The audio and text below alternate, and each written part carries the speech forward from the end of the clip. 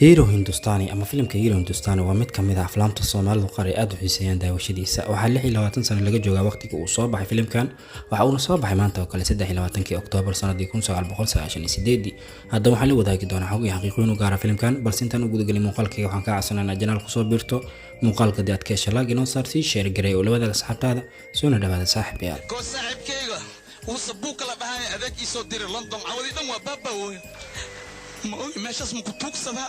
بنك مسك شخايا إن أنت لوين بلن بحتى أنا خطو كين تقلن أي أنا تين تورا يجسبه لندن I love London لندن أتجي سامية ور لندن إسكندر أديك السبات تعيد كيسني ساملا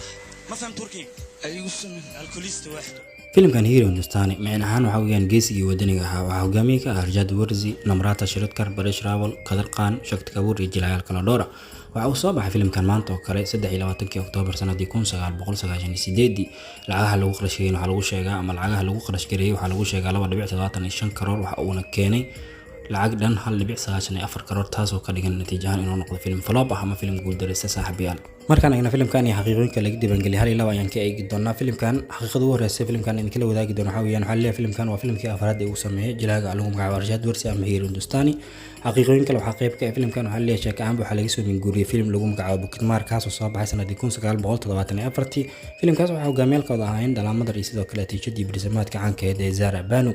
sidoo kale xaqiiqooyinka waxa qayb ka ah heesta lagu magacaabo SCBC Batinahi taas oo filimkan qayb ka ah waxa la leeyahay horiska qaab horiskeeda waxa laga soo minguuriyay heesta lagu magacaabo Dulbul Kahki kaas oo ku jirtay filimka lagu magacaabo Rada Kazangam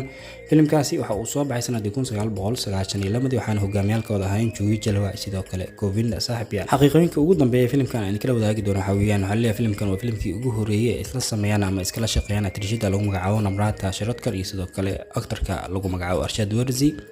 haddaba intaas ayaan kusoo gabagabeeyaa saaxiibayaal xogtii xaqiiqooyinkii koobnaa aan kala wadaagayo filimka caanka Hero Hindustani kaas oo u dabaaldegaya 20 sano guuradii ka soo wareegtay waqtigii tiyaatarada Hindiya la saaray fadlan haddii aad ka heshay muuqaalka laag inoo saar sii share gareeyo la wadaaga asxaabtaada waan ku mahadsantahay daawashada muuqaalkeena